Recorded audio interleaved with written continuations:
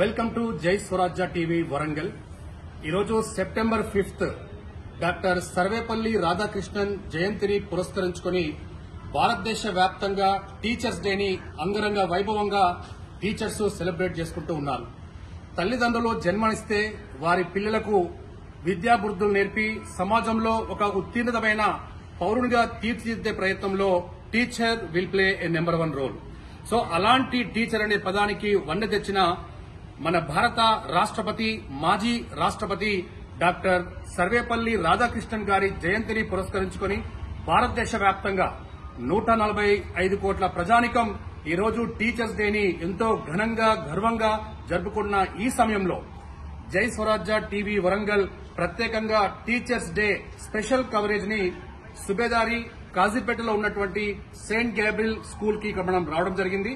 మనతో చాలా మంది టీచర్స్ మరియు వారి యొక్క విద్యార్థులు టీచర్స్ డే యొక్క ఇంపార్టెన్స్ ని తెలియడానికి మనతో సిద్ధంగా ఉన్నారు.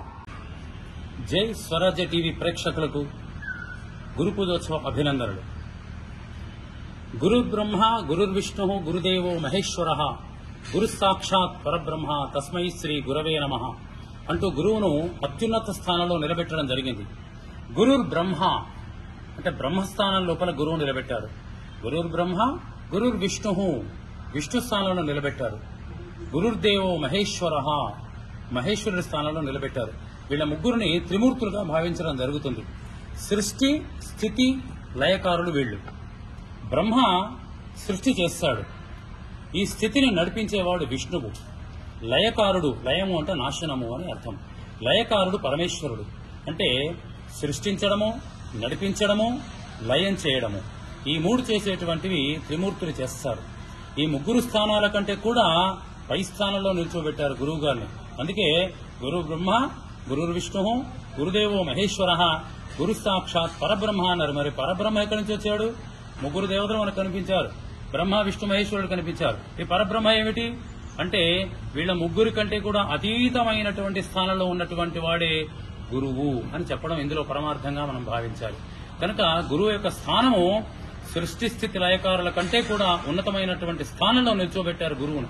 కనుక అలాంటి గురుస్థానంలో ఉన్నటువంటి వాళ్లు ఉన్నతమైనటువంటి వ్యక్తిత్వము, శీల సంవర్ధనము కలిగి ఉన్నట్లయితే ఉన్నతమైన ప్రమాణాలు కలిగినటువంటి విద్యార్థులను తయారు చేయడము, ఉత్తమ పౌరులను దేశానికి అందించడము, దేశభక్తి కలిగిన వాళ్లను తయారు చేయడం అనేది గురువు యొక్క ప్రథమ కర్తవ్యం.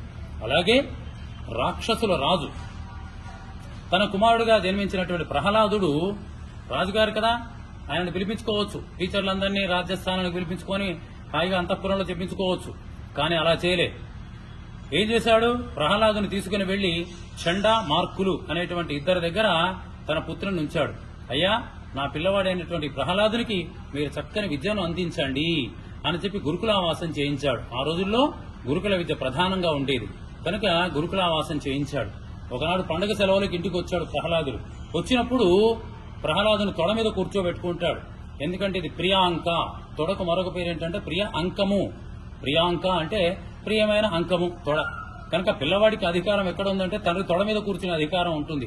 కనుక ఆ పిల్లవాడు వెళ్లి తండ్రి తొడ మీద కూర్చోబెట్టుకుని ఆ తండ్రి అడిగాడు, ఏరా ఏం నేర్చుకున్నావు అంటే అంతటి రాక్షస రాజైనప్పటికీ కూడా పిల్లవాడి చదువు గురించి అడిగాడు. ఈనాడు ఎంత బిజీగా ఉన్నప్పటికీ కూడా తల్లిదండ్రులు వెళ్లి ఉపాధ్యాయులను కలుసుకొని వాళ్ల ద్వారా మా పిల్లవాడు ఏ విధంగా చదువుతున్నాడు అని తెలుసుకోవాల్సిన బాధ్యత ఆనాడు రాక్షస రాజు చేశాడు. కనుక ఈనాడు ఎంతమంది తల్లిదండ్రులు చేస్తున్నారు అనేది మనం గమనించుకోవాలి. అక్కడ పిల్లవాడిని కూర్చోబెట్టుకుని అడుగుతాడు, ఏం నేర్చుకున్నావు, నీకేం చెప్పారు టీచర్లు అని అడిగాడు.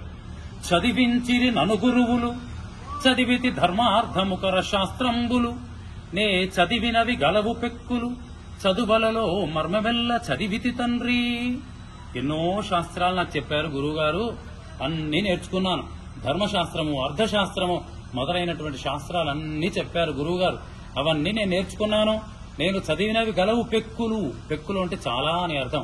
నేను ఎన్నో విషయాలు నేర్చుకున్నాను నానా గురువుగారి దగ్గర అని ఆ పిల్లవాడు చెబితే రాక్షస రాజైనప్పటికీ కూడా పుత్ర వ్యామోహంతో ఆ పిల్లవాడిని ముద్దు చేసి బాగా ముద్దు చేసినట్టుగా మనకు భాగవతం లోపల పోతనామాచ్యుడు, మన వరంగల్ వాడే మన పోతనామాచ్యుడు భాగవతంలో అందించాడు.